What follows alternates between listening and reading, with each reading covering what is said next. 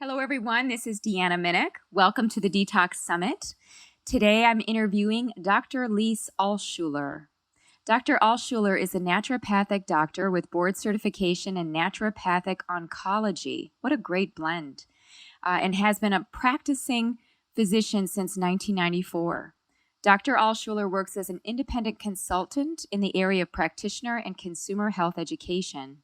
She maintains a naturopathic oncology part-time practice out of Naturopathic Specialists, which is based in Scottsdale, Arizona. She's the author of a number of different books, including The Definitive Guide to Cancer, an integrative approach to prevention, treatment, and healing. I love that book. Very thorough. It's a great reference guide and really goes through prevention, treatment, and prevention of reoccurrence. Fabulous resource. And then her other book, The Definitive Guide to Thriving After Cancer, a 5-step integrative plan to reduce the risk of recurrence and build lifelong health. So I am so excited to have Dr. Alschuler here today because I think she's going to shed a lot of light on the whole area of toxins and cancer. She's going to talk about oxidative stress and glutathione. And being that she has a naturopathic medicine slant, I'm assuming we're going to get very comprehensive in all the integrative ways to really approach something like toxicity. So welcome, Dr. Alschuler, to the Detox Summit. Thank you very much. So why don't we begin by first hearing a little bit about you? Even though I've read your professional bio, maybe there are some things about you personally that you'd like the listeners to know before we dive in, maybe about your experience with toxicity or just in general, how you got into this whole area of health and wellness. Well, I've been a naturopathic doctor now for 20 years, which this is the first year I can say that. 20 years, it sounds very good, solid. And I've been delighted to every single day of that career. I've just been so grateful to be in this profession. I think it's such a beautiful way to support people's health and wellness, regardless of where they are, whether they're in disease or just wanting to optimize health. And, I think I came at this really just from a very principled place. I was headed into medical school and it didn't jive with me. I just didn't feel that I had resonance with how health and healing was being taught, and discovered the principles of naturopathic medicine, which were talking about things like everybody has an innate healing capacity, and the job of a doctor is to teach and educate a patient to bring more wellness into their life, and that it's always best to use the least harmful, least toxic thing possible to stimulate people's wellness and things like that. And I really liked what I was reading, and so jumped in to naturopathic medicine and haven't looked back, I have to say. And with the topic of cancer, that I've been focusing on now for about 10 years, and find it very gratifying, and it's important to me. My father had pancreatic cancer, and although he did eventually die from his disease, he outlived his prognosis significantly and really exemplified an integrative approach, and he felt very well all the way up until the very end, which was quite a gift to all of us. And I'm a breast cancer survivor myself and have walked my talk in this area, so I find the whole area of cancer very personally and professionally gratifying too. Now, what's interesting to me, based on what you said, so you said that you've been really focused on cancer for the past 10 years. When did you develop your own cancer? Was that at the time, was that the impetus for you getting into cancer, or had you always had this interest? Actually, yeah, I was actually working at a cancer hospital as a naturopathic doctor, which was a fantastic experience. And about 2 years into that, my father was diagnosed, and I actually left that hospital to move into private practice, at which point I was diagnosed. So I was diagnosed about 5 years ago. 5 years ago, okay, because I can remember seeing you at the IFM symposium. At that time, it was called Symposium in 2010, I think it was, giving the keynote. It was fabulous. So how memorable. So maybe you can talk with us a bit generally about the role of toxicity in cancer. I know in your book, 5 to Thrive, where you focus on these 5 different aspects and how they interrelate with cancer, detoxification is one of those 5 aspects. So it seems like it's a pretty important aspect to consider. For sure.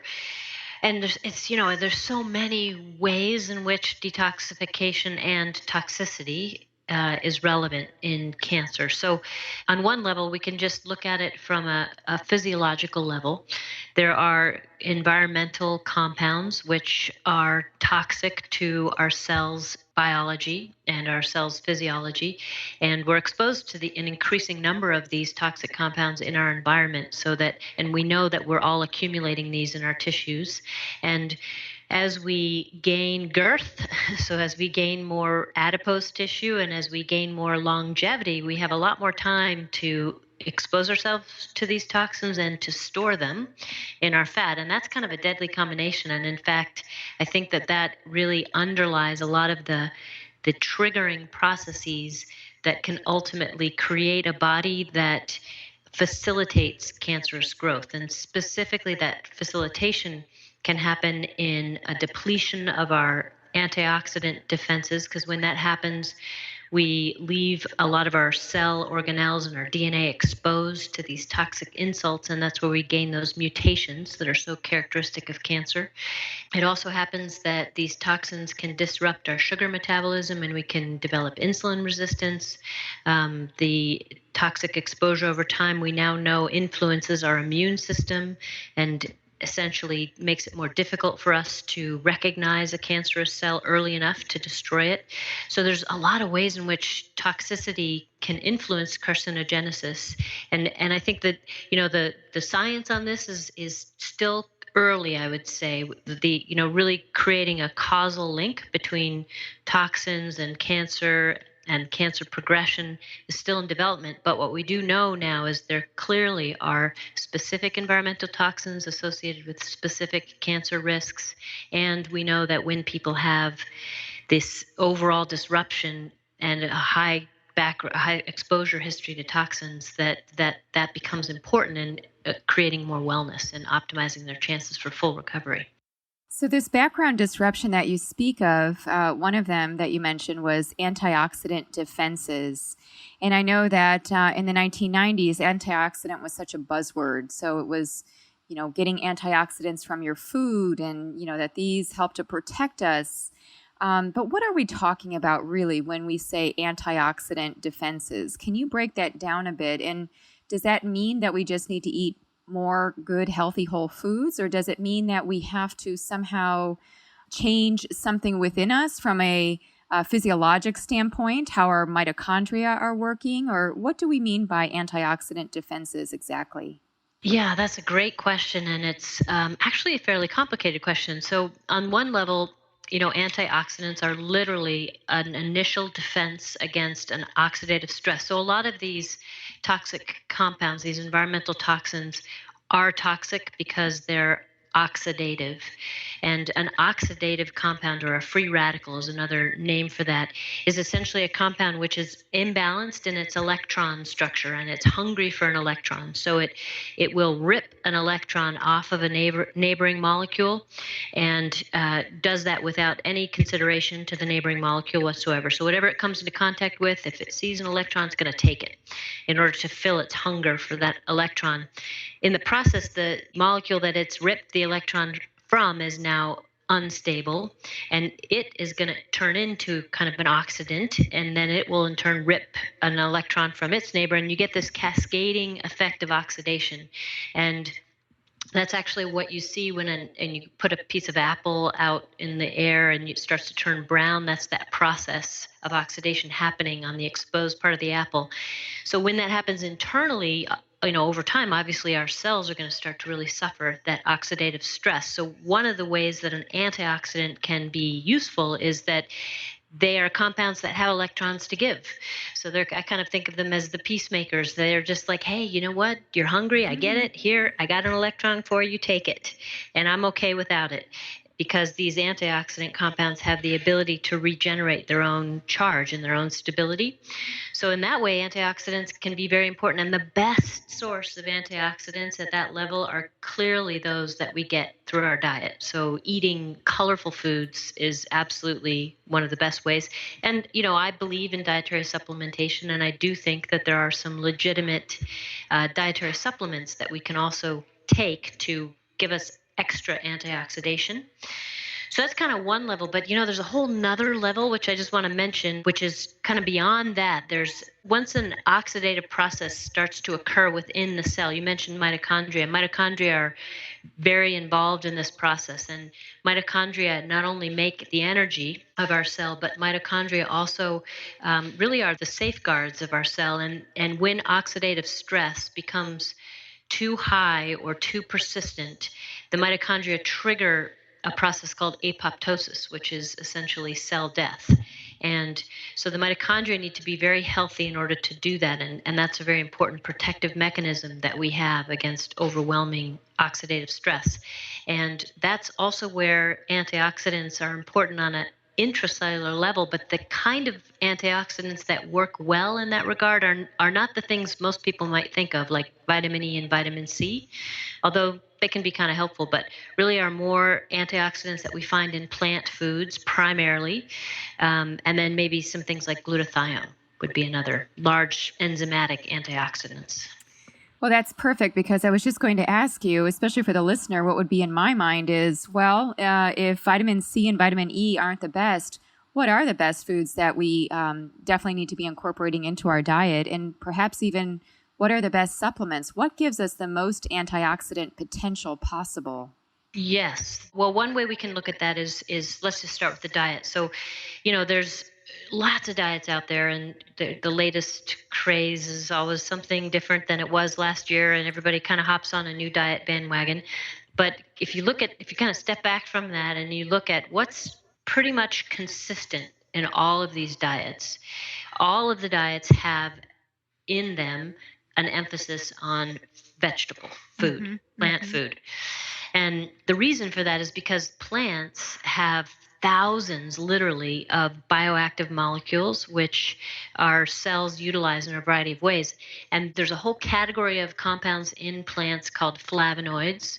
And these are the compounds that give rise to the colors that we see in the plant kingdom. So, this is again where that recommendation to eat a colorful diet comes from, because the more flavonoids we eat, the more antioxidation we get. But flavonoids work as an antioxidant in what I consider to be one of the best ways. So if I get too technical, stop me. But essentially, when you eat plant food and you absorb these flavonoids communicate with our DNA. And one of the specific communication pathways that they have is that they upregulate a set of genes which are called NERF genes. And these genes create antioxidative compounds.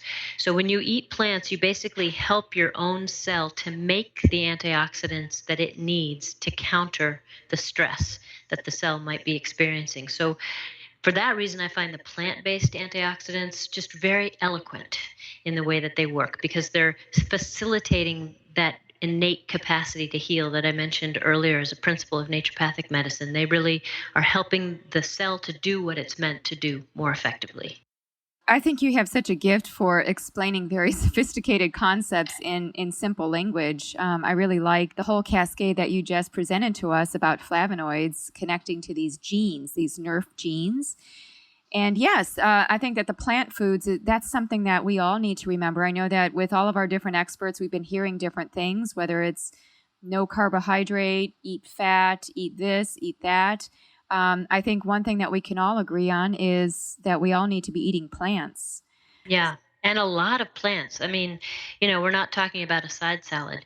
I mean, I think that I've become increasingly clear, and as I look at diets and really try to understand where the health benefit of diet comes from, even if you just put the lens of detoxification support on, it's very clear to me that our bodies have just a huge appetite for plant foods. And I mean, I think plant food should be part of every meal. I was talking with a colleague recently who recommends to her patients that each day they eat 1 pound of vegetables. Now, that may sound like a lot. That's actually not too bad if you divide it out over the day. But if you look at the average American and what they're eating, they're probably eating a couple ounces.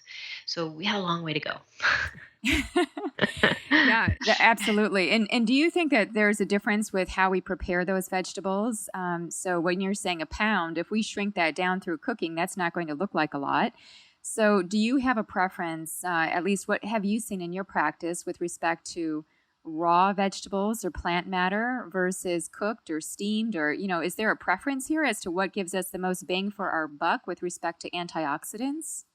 Yeah, that from what I can tell in reading the research on this, these flavonoids are very hardy molecules. So they're actually very heat resistant. So cooking vegetables does not destroy the antioxidant capacity of those vegetables. That's been demonstrated, for example, with broccoli, which is chock full of good antioxidative compounds. Having said that, any food exposed to high heat is going to have more denaturing occur. So I think in general, some raw foods, some steamed, some sautéed, foods cooked into soups. I mean, all of it's good. And I think that, I mean, really primarily, if if we're kind of going for the lowest denominator, it's just eat more vegetables however you like them.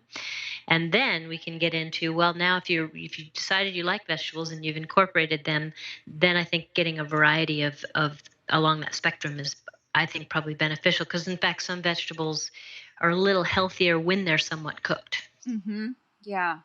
And I think that there's been such a focus on kale these days. It feels like it's the superstar of the green vegetables. And I'm just wondering if we can get into ruts with certain vegetables that we're eating, and then we're missing out on the complexity of the different phytochemicals that we get in the whole array of different foods. So, are there certain vegetables that you're particularly fond of? Things like asparagus or, other colorful vegetables that you feel like we need to start incorporating more than just kale? Yeah, and I do. I happen to absolutely love kale. Like, I just crave kale. I mean, any time of day you put kale in front of me, I will eat it. But Wow. having said that, that's one food that's much healthier for us cooked. So all this raw kale stuff that people are doing is really not the best way to eat kale. When I put kale in my smoothie, for example, I steam it first Hmm. and then put it into my smoothie, because it breaks down some compounds which can be a little hard on our thyroid gland, and it facilitates our ability to get some of the powerful anti-inflammatory and detoxification nutrients out of it. But I'm actually very promiscuous with my vegetables. I like them all, and I really like to eat as many colors as possible. That's kind of the rule that I Hmm. go by. And it's really just this, rainbow of colors on your plate. I know you talk about that, and it's just a really good way to think about vegetables, because it also helps us not get in a rut, Hmm. not get overly dependent, and continue to expose our cells to, these thousands of different flavonoids that are found throughout the plant kingdom. Yeah, absolutely. So let's go back to antioxidants again, because all of this discussion is really under that heading of thinking about how we can improve our antioxidant defenses so that we can be better equipped to really get rid of these toxins that are in our body. If our innate systems, what our body is doing, if that's healthy, then hopefully that will help to prevent a lot of the toxic buildup. So, I guess along those lines, my question to you, because there's an area of a lot of debate around this, is the use of antioxidants, whether in food or in supplements, during cancer treatment. I know you probably get this question all the time, Yeah. but I would like for our audience to hear your take, because there is so much controversy, and I don't know why it needs to be so controversial. And I would hope that we have just, of course, there's a personalized message here, but perhaps you can shine some light on this for us. Yeah, sure. So we can actually trace this concern back to a very specific presentation that was done in New York City by a doctor at the time, who presented this idea that antioxidants would interfere with chemotherapy, because chemotherapy, one of the ways in which it works is by being an oxidant, by being an oxidative stressor, and triggering that apoptosis that I mentioned earlier. So, triggering overwhelming oxidative stress in the cell can't manage it, so the cell undergoes apoptosis. So, that's the theory. So, the idea, very simplistically, would then be, well, gosh, if we're trying to create all this oxidative stress, we wouldn't want to give antioxidants, because that would interfere. But it's actually not that simple. Nothing in the body is, of course. And one of the things that we now know is that in order for chemotherapy to be effective, it has to have that apoptosis pathway intact. And that apoptosis pathway requires some degree of antioxidation to be present, because the mitochondria need to be healthy enough to trigger the apoptosis. So we know that when people and cells are deficient in antioxidants, they don't undergo apoptosis very well, and they're not killed in the same way from oxidative stressors like chemotherapy. So that sounds a little backwards, but it's basically you need a little bit of both in order for chemotherapy to be effective. Now, if you look at the clinical data on this issue, there have been a number of studies that have been thousands actually of clinical studies that have looked at this issue. The studies have basically indicated that, and there, I should say that there's a lot of methodology design issues with these studies. So there's not really like a great, Shangri-La of studies. But if you look at the whole body of data, and there's been several reviews that have done this, there is no detriment to the effect of chemotherapy when people are concurrently taking antioxidant compounds and or eating a antioxidant rich diet. So there's no clinical evidence of harm. Hmm. And there was a very recent trial that came out looking at vitamin E and beta carotene and lung cancer. So the one kind of glaring exception to what I've just said is beta carotene. Beta carotene in a supplemental form is actually not a good idea and does seem to be sort of a bad thing to do for somebody with active cancer. But that's because there's a uniqueness to beta carotene in that as it donates that electrons, it actually becomes a very unstable molecule, unlike most antioxidants, and it becomes very toxic to the DNA. So if you are under a lot of oxidative stress and you take beta carotene, it's going to donate its electron and in turn start to damage the DNA along with other influences. So beta carotene is an exception. Vitamin E in these studies, unfortunately, the vitamin E that they've been using is, and actually the most recent study, which has got a lot of press, was using a vitamin E analog, so it wasn't even real vitamin E. And vitamin E is if you look at the way vitamin E shows up in nature, it's a family of molecules. There's at least 8 different types of vitamin E, and all of these have different and varying effects. And so it's really that whole family that is going to have the most efficient and safe antioxidant effect. So, bottom line, I think antioxidants are fine. There's certainly, I would not recommend them with radiation therapy because that's kind of a different ball of wax. But during chemotherapy, eating a plant rich diet is, and from the evidence that I've reviewed and others have reviewed, is not in any way going to harm the outcome. And even taking select nutrients that may be under that category of antioxidants, if they're indicated, are also not a problem. Excellent. Thank you for that clarification. And then on the beta carotene, so some of our listeners might be thinking, well, does that mean I shouldn't be eating beta carotene in food, things like carrots? Or is it just purely the isolated form of beta carotene? And do we have to think about the other carotenoids, the other similar compounds to beta carotene, things like lutein or alpha carotene or lycopene? Do we have to think about those too? Or is it just really beta carotene that has this instability? Yeah, it seems to be mostly beta carotene and clearly supplemented beta carotene.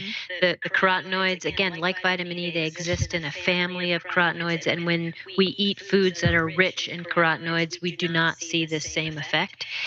There is an exception to that. There was a study that was published decades ago, and I'm going to do a horrible job of remembering it, but it had to do with smokers Yes. who were eating like carrot juice and tons of carrots Mhm. all the day. Sounds like you remember the study, and they Yeah. actually had higher incidence of lung damage. And the idea was that the cigarettes, which is a huge oxidative stress, was, the beta carotene were creating this secondary toxicity to the DNA. So there are some food exceptions, but mostly we're talking about supplements. Yeah, I remember that study as well. I think it's the Finnish smokers study. And I thought that they were on supplements, but I'd have to look at that a little bit more Oh, no, no, specifically. you're talking about, yeah, the Finnish one was supplements. I was talking about yet another very small study that was kind of obscure. Oh, okay. But yes, the one you referred to, all the studies that have come away saying beta carotene is harmful has been on supplements. Hmm. And I think the only food example that I'm aware of it was an unusually high consumption of carrots Mm. in smokers. But smoking and beta carotene supplementally do not get along. I actually am such a, I feel so strongly about this that one of the reasons I don't recommend multivitamins Mhm. typically is because they Mhm. contain beta carotene Yeah. in a supplemental form. And I prefer people to get that through their diet or to find a multivitamin that does not have that in it. Very interesting. That's really good feedback. And I think that a lot of supplements do have beta carotene instead of the retinol palmitate, which is the active form of vitamin A, just because there's the idea that the beta carotene and mixed carotenoids aren't as toxic. But, I think that, we have to weigh it in light of all the other nutrients in there as well. Hmm. So yeah, good, very good guidance. So I guess as I'm listening to you talk about this, we're talking about antioxidants, which I think is great because you're giving us a lot of information on this, and we haven't heard that thus far.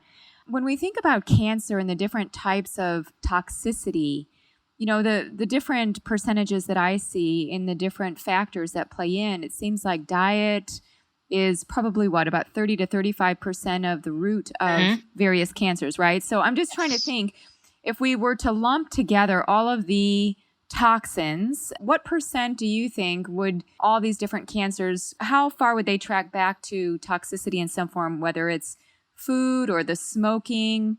Maybe you can refresh our memory as to what are all the different factors that might relate to cancer occurrence. It's a great question, and I'm not sure I can really answer it because it gets kind of complicated. And Mm-hmm. we know that inherited genetic mutations are only responsible for 5 to maybe 10% Mm-hmm. of cancers. So that leaves the vast majority that are considered environmentally caused, which means that it's a combination of diet. I think an emerging risk factor, which is now considered responsible for 1 in every 5 cancer deaths, is being sedentary and having obesity. So I don't know exactly how, if you pull out environmental toxicity, how much you could say it's responsible, because in reality, it influences all the other risks. Right.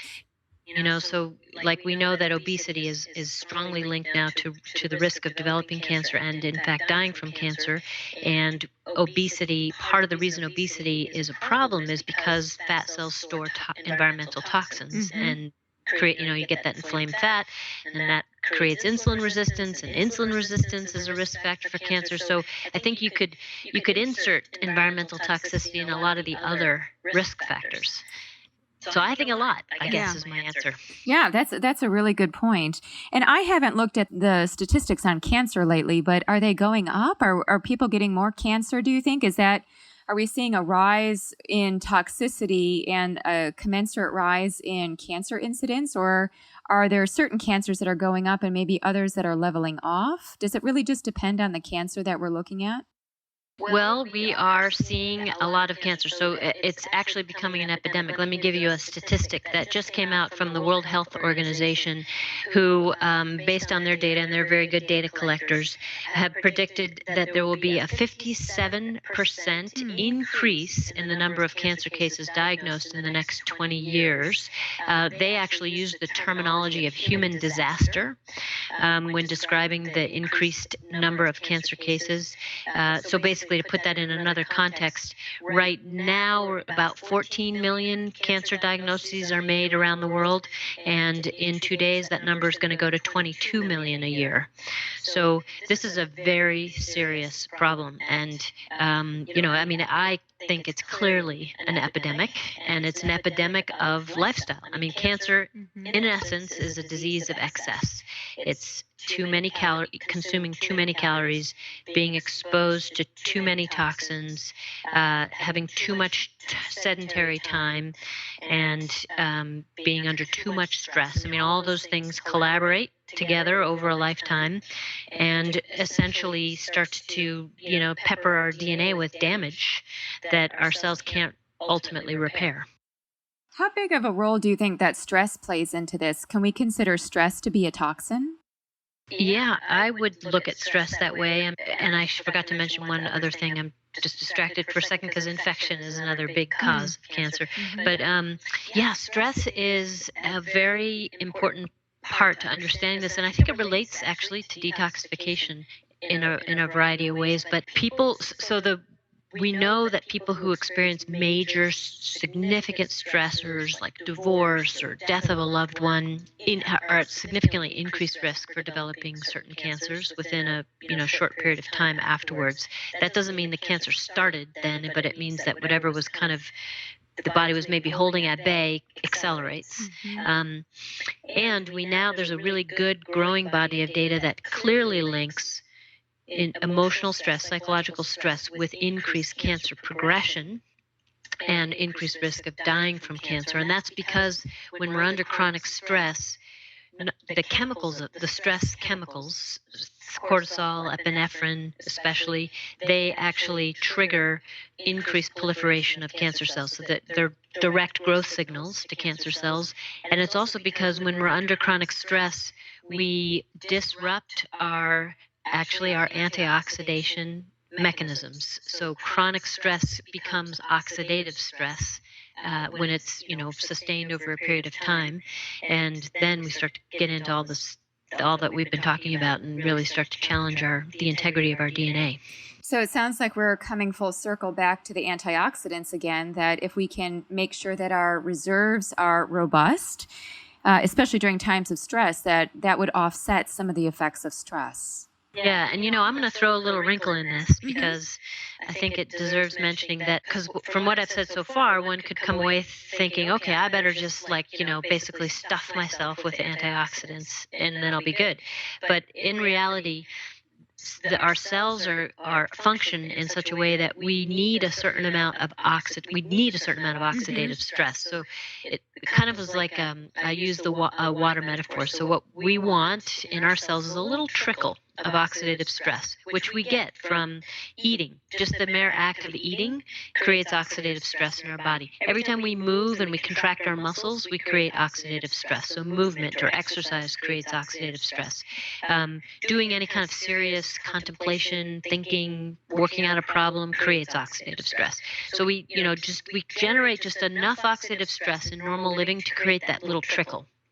And that little trickle is important because it sustains mitochondrial function. It facilitates the mitochondria's ability to generate energy to balance our antioxidative state, to trigger that apoptosis. But when that trickle becomes a stream, then we get into trouble. And it's when we overwhelm our, very intricately connected events in our cell with this influx of oxidative stress that can happen when we're exposed to a huge environmental insult, or it can happen when we live a life of accumulating fat and accumulating exposures that are constantly there at a growing and growing level. That's when we run into problems, and that's when antioxidants become more indicated. Well, I think, just if I may say so, it seems like many of us have gone beyond the trickle and even beyond the stream. We might be at the waterfall when it Yeah, comes to right. oxidative stress. So these antioxidants that you're mentioning, I think that they might be a very good thing for many of us. I'm just kind of curious, being that you've been through cancer and have really reframed and refocused your own life, and definitely had a chance to read about that in your books. I'm just kind of curious about stress management. Can we ever really reduce stress? And what are some of your tips to patients for helping them to cope a little bit better with stress? I think this is such a cancer, especially, such an important opportunity for people to really look at this head on. It's very hard for somebody to be diagnosed with cancer and not stare at their own mortality right up close. And with that, do a very thorough and honest examination of their values and what's important to them. And so, in many ways, cancer can be the impetus to what I consider to be the very first and fundamental step towards resolving stress, which is to live a life of integrity and alignment, and to really be very clear that the way we're spending our time, who we're spending our time with, the work that we're contributing to the world is in alignment with who we are as a person. And when the more alignment we have, the more resilience we have, the more resistance we have to feeling stressed. It just takes a lot more for us to feel stressed. So that to me is the fundamental, step. And I think that cancer is a gift for many in that way, because it catapults them over the wall, and you kind of, they sort of wake up scrambling and like, okay, now where am I? Kind of gives them a chance to figure out who they are, what they want to be and do in life. And then based on that foundation, I think that managing stress is a lot about taking good stock of our capacity, and kind of living, I guess you could almost put this into integrity, but living in accordance with the natural rhythms of our day. So some of us are night owls, some of us are morning birds, some of us have a lot of energy to do stuff, some of us don't, and really kind of figuring out where our energy output and optimal energy output is another important part. Another critical thing is love. And I would say that love is important for detoxification too. I often will talk to my patients about who are interested in, minimizing stress or detoxing their life or whatever it might be. And I'll sort of say, well, for the sake of what? I mean, Hmm. why are you doing this? And, their first answer might be, well, because I want to get healthy. Well, why do you want to get healthy? Do the why questions. So, why is health important to you? And eventually we kind of get our way down to, well, you know what? I want to be well because I want to be here for my family, because I love my family. So that's the sweet spot. And I think that's where people, once we can get there, then it's like, okay, so now let's reframe everything that you're about with the idea that you're doing this because you want to be more available and more present with the people that you love in your life. And that then allows them to experience that love, to prioritize those relationships, which creates this wonderful vicious cycle, not vicious, but, positive cycle of spending more time, giving more love, getting more love, reinforcing positive behaviors. And so, yeah, I'm all about love, actually. That is so beautiful. It's almost like love is the antidote. And I really like what you said that, and I even wrote it down. Love is important for detoxing too.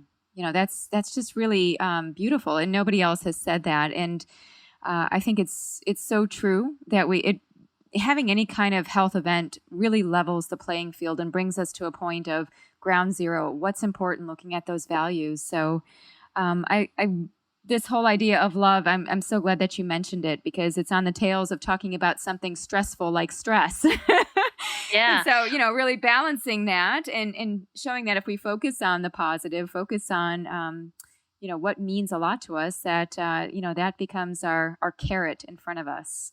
Yeah, and I think that if people are listening and they're thinking this is a little too out there for me, you can actually get very scientific about this, because we know, for example, that feelings of gratitude Mm. stabilize DNA. They actually add the telomeres, which are the protective caps on DNA, and they make that DNA more impervious to oxidative stress.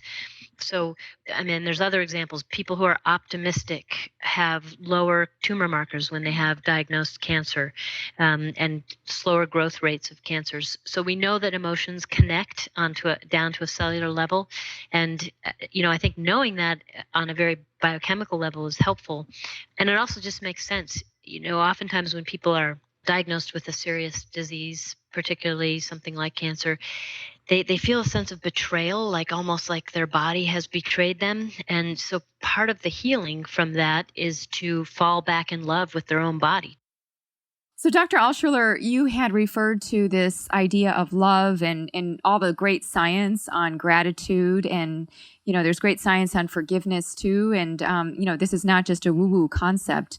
How do we go about finding the love back in our lives and really falling in love with our bodies so that we can get into that place of better functioning? Well, there's so many different ways to do this, but actually pertinent to this topic, I think detoxification is one really wonderful avenue to that. When I am, for example, on doing a day of fasting, let's say, I'm doing that, and it's not very comfortable on a physical level. So it requires me to kind of step into it a little bit more deeply. Well, why am I doing this? And then I think, I'm doing this because I want to support my body Mm. to be able to do its job better. I want to give it a chance to kind of regain a bit of physiology. And that helps me then to remember, wow, I'm so grateful for my body. So grateful for the fact that I have a liver that does detoxification, that I have intestines that help sort things out, and I have good, strong DNA. And so it just kind of reinforces this sense of a loving relationship that between my consciousness and my body. And I think that doing something very active and a little bit off the normal daily mode of living, like detoxification, is just a really nice way to bring that in full, and then we can carry that forward into our daily life with just little reminders. So maybe we did a lot of juicing on our day of fasting or whatever, and then whenever we drink a juice we can think the same things. I like that idea. One of my little ways to allow for something to enter into my consciousness is just to have the word available. So whether it's on my bathroom mirror or my steering wheel of my car or on my desk at work, on my computer. And so it just kind of resets us. And I think what you're speaking to is this resetting that detox can help us with. It can help us to find back our place. So thanks for that. I really like your approach. It's very whole, and it's also very scientific. It's very very grounded in beautiful principles. Well, So thank you. so we're at the end of our interview. Unfortunately, I could listen to you speak on and on about a number of these different topics, and I guess if you think about all the things that we talked about, things like oxidative stress, talking about antioxidant defenses, you spoke about insulin resistance, colorful foods, supplements, glutathione. We talked about the love of your life, kale, as well as beta carotene and a number of other things. So, what are the three takeaways if we really distill everything down into three actionables, and you only can choose three? What would they be for the listener?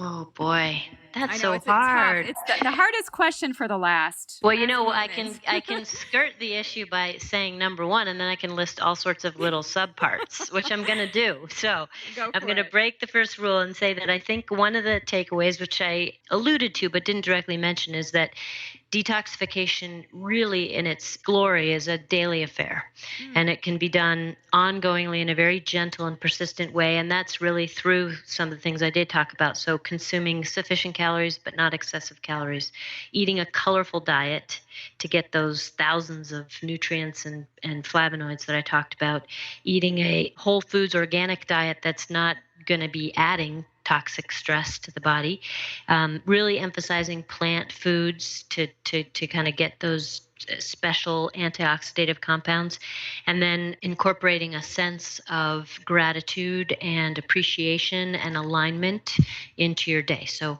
that's a way in which I think every day can be an opportunity to detoxify. So that would be one takeaway.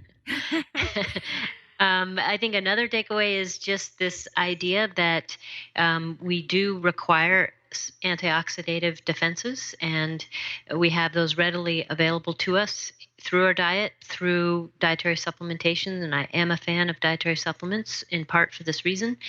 And I didn't speak, but even just spending time in nature, getting our skin in contact with the earth creates an antioxidant effect.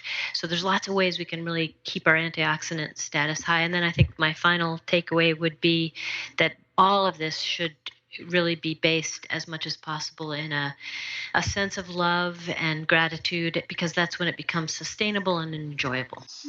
Well said. Really beautiful. Well, thank you so much, Dr. Alschuler, for sharing your wisdom and your grace. I mean, this is such, again, a very comprehensive way to approach detox. And I really admire your own personal journey through the process as well, and sharing that with us. So thank you so much for being part of this movement, as I'm calling it. The Detox Summit is a movement. So I like thanks. it. And no pun intended, right? That's right. And talking about the gut. That's right. Yes. Well, thank you, Deanna. It's a pleasure always to talk with you, and you're clearly a, heart and mind expert in this area as well. So it's been a pleasure.